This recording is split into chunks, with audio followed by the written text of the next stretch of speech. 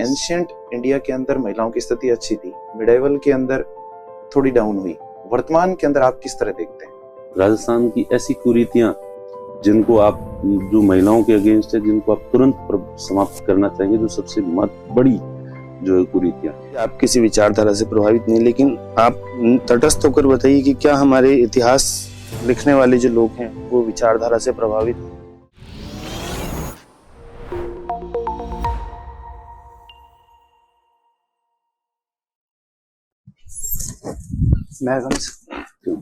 Good morning sir.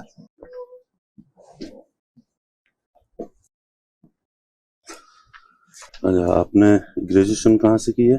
Sir Hindu college Delhi university से। Hindu college Delhi university से। अब क्या लगता है, हिंदू कॉलेज, मुस्लिम कॉलेज, इस तरह से कॉलेजेस के नाम रखना ये सांप्रदायिकता का प्रतीक नहीं है? नहीं सर, जब कॉलेज का नाम रखा गया था तो तब जो हिंदू जनता थी, हिंदू जो इसके कॉलेज को स्थापना करने वाले हिंदू लोग थे, तो उन्होंने इस वजह से कि सभी जनता को, सभी स्टूडेंट्स को इसकी शिक्षा देने के लिए इस कॉलेज की स्थापना करी थी। इसका मतलब ये नहीं है कि इस कॉलेज में सिर्फ हिंदू ही स्टूडेंट्स पढ़ेंगे, और भी संप्रदाय के जो लोग हैं वो लोग भी इसके अंदर पढ़ा करते हैं और अभी भी पढ़ा करते हैं सर। तो भी पढ़ते रहते हैं, तो आपको मतलब है कि अभी भी ऐसे रखने चाहिए? हाँ। आपने जो है पोस्ट ग्रेजुएशन कहाँ से की है? Sir Hindu college Delhi university से। हिंदू कॉलेज दिल्ली यूनिवर्सिटी से ही की है। हमें हिस्ट्री में किया आपने? यस। ऐसा आरोप लगता है कि जेएनयू और दिल्ली यूनिवर्सिटी और हिस्ट्री के जो भी लेक्चरर्स वहाँ पे है, ज्यादातर जो है वो मार्क्सवादी आइडियोलॉजी के इतिहासकार है। आपका क्या मानना है, क्या सच है? ज्यादातर इतिहास इसलिए हैं क्योंकि ज्यादातर जो लेक्चरर्स हैं और इतिहासकार हैं वो जेएनयू से पढ़े हुए होते हैं, लेकिन ऐसा नहीं है कि सभी इतिहासकार इसी मत के हैं। बहुत सारे इतिहासकार उसमें बैलेंस्ड अप्रोच के भी हैं, और इस तरीके से ये कहना कि भी सभी मार्क्सवादी आइडियोलॉजी से हैं, ये सही नहीं है सर। आप भी एक तरह से इतिहासकार हैं, पीएचडी कर रहे हैं। आप कौन सी आइडियोलॉजी से हैं? मार्क्सवादी हैं, राष्ट्रवादी हैं, उपनिवेशवादी हैं, सबाल्टर्न हिस्ट्री के हैं, किससे? सर मेरी ऐसी कोई पर्टिकुलर आइडियोलॉजी नहीं है, लेकिन जैसे मेरा जो टॉपिक है वो महिलाओं के ऊपर है, तो महिलाओं का जो टॉपिक है वो जनरली हम कहते हैं कि सबाल्टर्न इतिहासकार की श्रेणी में आता है, क्योंकि हम उनकी आवाज को देखने के लिए, कि उनका भी एक इतिहास रहा है, उसको पढ़ने के लिए हम इतिहास पढ़ते हैं। आपका क्या है पीएचडी का topic? Sir, unearthing gender relations in Ajmer Merwada region with special reference to folklore. Sorry, explain करिए। इसमें ये जो अजमेर मेरवाड़ा रीजन है, उसके अंदर फोकलोर के अंदर महिलाओं को और पुरुषों को पहले कैसे प्रेजेंट किया जाता था और अभी कैसे प्रेजेंट किया जाता है, इसमें महिलाओं के पास क्या एजेंसी थी, क्या अथॉरिटी थी, इन चीज के बारे में, उनके बारे में पता किया जाएगा। क्या है पहले और अब में, क्या फर्क है? सर पहले महिलाओं को फोक टेल्स, फोकलोर के अंदर क्या ऐसा दिखाया जाता है कि वो केयरिंग होती है, काफी सपोर्टिव नेचर की होती है, सेक्रीफाइस करती है, इस तरीके से उनको रिप्रेजेंट किया जाता है। लेकिन बहुत सारी फोक टेल्स और फोक म्यूजिक ऐसे हैं, इसमें महिलाओं को ये दिखाया जाता है कि महिलाओं के खुद के पास भी एजेंसी है। जैसे गणगौर के सॉन्ग्स रहते हैं, जो फोक म्यूजिक रहते हैं, उसके अंदर ये दिखाया जाता है कि महिलाएं अपने पति से या अपने घर वालों से डिमांड करती है कि मुझे भी गणगौर खेलने जाने दीजिए, या मेरे लिए ये चीज लेके आइए। या फिर से दशा माता की कहानी है, जिसके अंदर ये कहा जाता है कि भाई जो पांच भाई थे। ये कहना अपने आप में ही महिलाओं की स्थिति को कहीं कमजोर दिखाता है कि महिलाओं को आखिर कहना पड़ता है पुरुषों से कि हमें ये दिलाइए, हमें जाने की परमिशन दीजिए। तो ये तो और ही नेगेटिव चीज है, इसमें तो अच्छी चीज है। उल्टा ऐसा इसका विपरीत हो कि पुरुष को कोई काम करना हो तो वो महिलाओं से पूछे कि मुझे ये प्लीज अनुमति दे दो। पुरुष को किसी चीज की जरूरत हो तो वो महिलाओं से पूछे कि मुझे प्लीज, वो कहे कि मुझे प्लीज वो चीज लाके दो। तो ये ज्यादा ठीक, वो ज्यादा ठीक तो आइडियल सिचुएशन तो सर यही होगी, लेकिन मेरा आइडियल सिचुएशन वो होगी, मतलब या आइडियल सिचुएशन कोई किसी को नहीं कहे, सब अपने हिसाब से चले, बराबर हो दोनों। सर बराबर होना चाहिए। अजमेर में एक तारागढ़ का किला है। Yes sir. क्या इतिहास है इसका, नाम तारागढ़ क्यों? सर तारागढ़ के पीछे दो मत मानते हैं। इसमें जेम्स टोड का कहना है कि इसमें जो अजय राज चौहान है जिन्होंने इसकी अजमेर की स्थापना की थी, उन्होंने तारागढ़ की स्थापना की। एक गोपीनाथ शर्मा का मत है, वो ऐसा मानते हैं कि राणा सांगा के जो भाई थे पृथ्वीराज, उन्होंने यहाँ पे जीर्णोद्धार करवाया था, तो उनकी पत्नी के नाम पे तारा नाम पे तारा। ठीक है, अजमेर पर कोई आक्रमण हुए?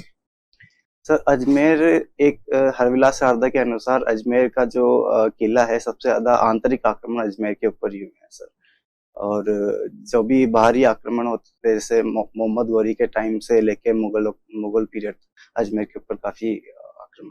फिर कब ये ब्रिटिश संरक्षण में चला गया, ब्रिटिश राज में चला गया ये हिस्सा? सर मुगल के बाद में जब मराठाओं का वर्चस्व होने लगा था, कुछ समय के लिए अजमेर जब मराठाओं के अंडर में चला गया था, लेकिन जब मराठा भी कमजोर पड़ने लग गए तो एक 1818 में ट्रीटी हुई थी मराठों और ब्रिटिश के बीच में। उस टाइम पे अजमेर जो है ब्रिटिश के अंडर में चला गया था। ठीक है, मरुस्थलीकरण क्या है, ये बढ़ रहा है क्या? सर, बढ़ रहा है तो कैसे बढ़ रहा है, कैसे निर्माण होता है इसका? मरुस्थल का निर्माण कैसे होता है? मरुस्थलीकरण का मतलब होता है कि जो सेमी एरिड और फर्टाइल जो लोकेशंस होती है, वहां पे डेजर्ट वाली कंडीशन का विस्तार होना। और इसके बढ़ने के बहुत सारे रीजंस होते हैं कि एक तो हम डिफोरेस्टेशन कर रहे हैं, पेड़ों को काट रहे हैं, एक ओवर ग्रेजिंग होती है, उसकी वजह से भी बढ़ रही है। बहुत सारी मानवीय गतिविधियां ऐसी होती है कि अर्बनाइजेशन बढ़ रहा है, पॉल्यूशन बढ़ रहा है, तो उस वजह से कि इसका डिजर्टिफिकेशन का। ठीक है, ये तो कारण हो गया। अब इसको रोकने के क्या क्या कार्यक्रम चल रहे हैं? सर इसको रोकने के लिए अभी एक अफोरेस्टेशन प्रोग्राम चल रहा है, जैसे राजस्थान सरकार में एक पेड़ माँ के नाम अभियान चल रहा है, और एक अरावली ग्रीन वॉल बनाई जा रही है।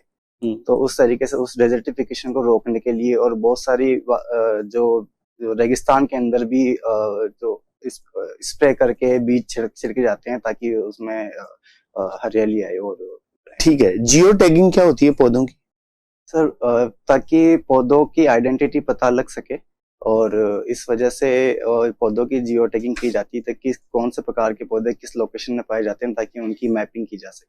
ठीक है, इतिहास सर से बात करते टाइम आपने बताया कि आप किसी विचारधारा से प्रभावित नहीं, लेकिन आप तटस्थ होकर बताइए कि क्या हमारे इतिहास लिखने वाले जो लोग हैं वो विचारधारा से प्रभावित?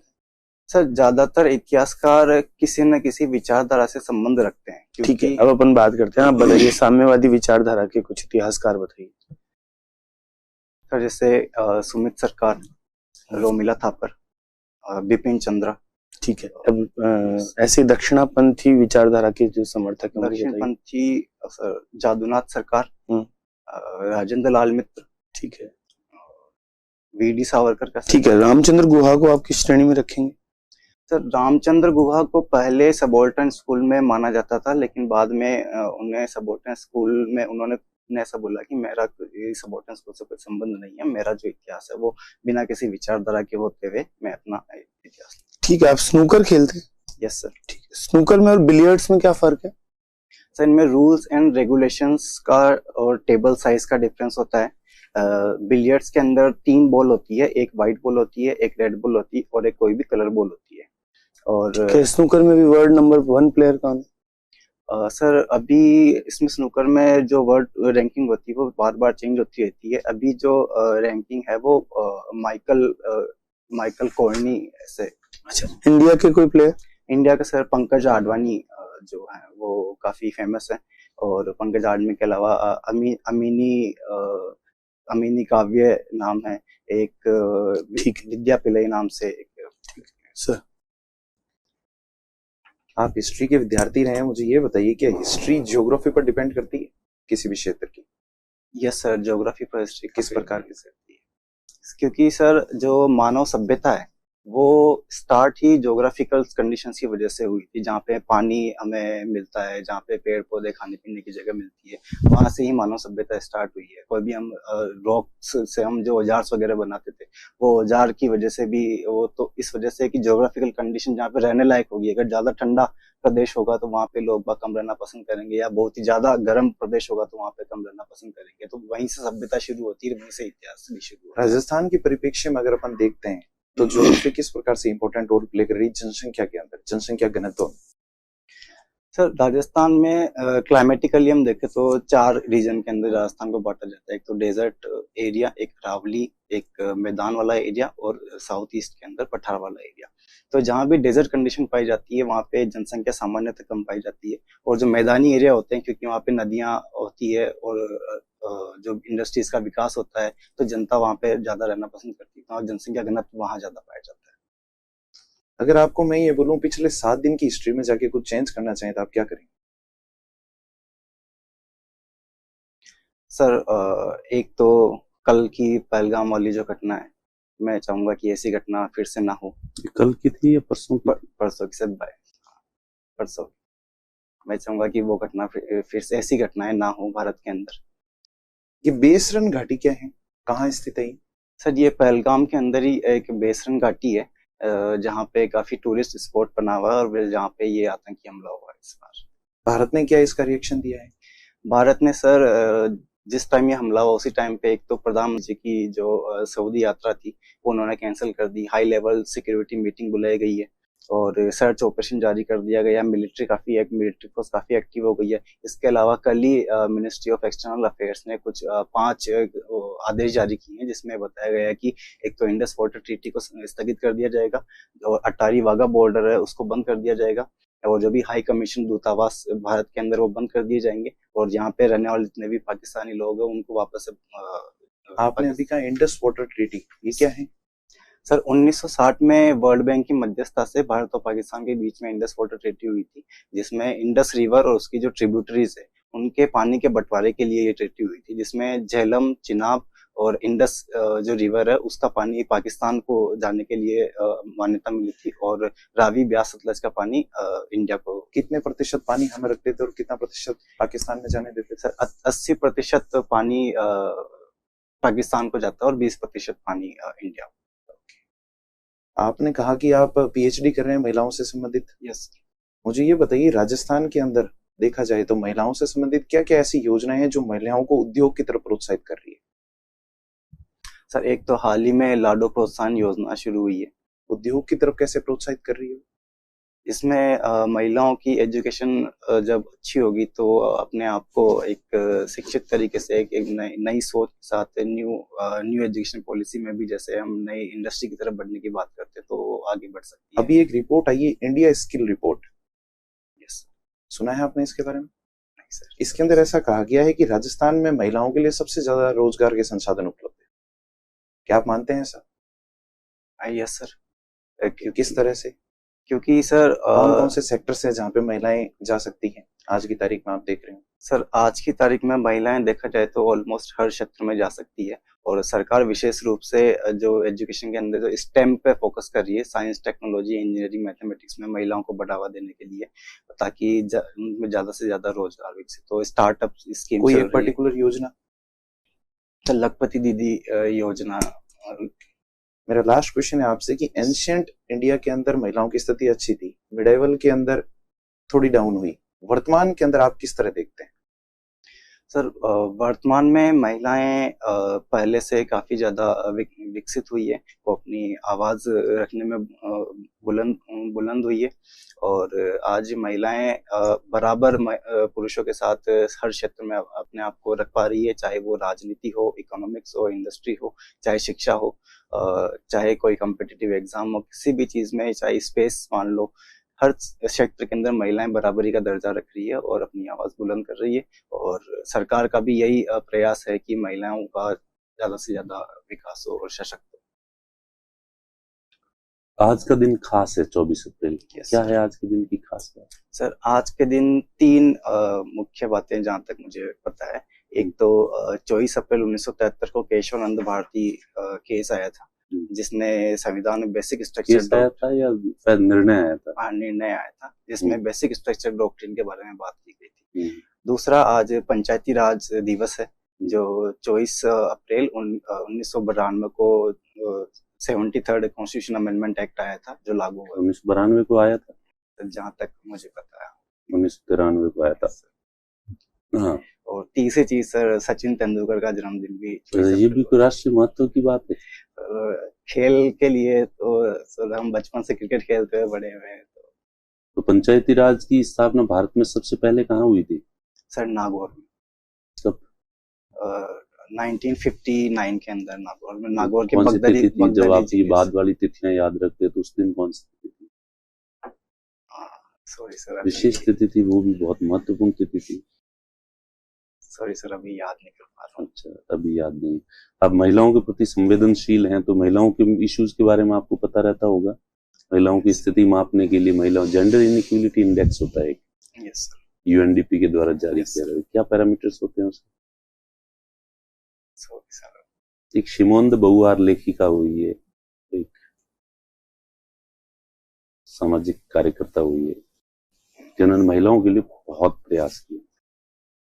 नहीं पता उनके बारे में? नहीं सर, सॉरी सर। अच्छा, महिलाओं से रिलेटेड राजस्थान सरकार की कोई 5 योजनाएं बता दीजिए। सर एक तो लखपति दीदी योजना है, और लाडो प्रोत्साहन योजना। संसद में महिलाओं का प्रतिनिधित्व कितना है? जहाँ तक मुझे पता सर 71 महिलाएं संसद के अंदर। लोकसभा में कितनी, राज्यसभा में कितनी? Sorry sir. राजस्थान की ऐसी कुरीतियां जिनको आप, जो महिलाओं के अगेंस्ट है, जिनको आप तुरंत समाप्त करना चाहेंगे, जो सबसे बड़ी जो है कुरीतियां?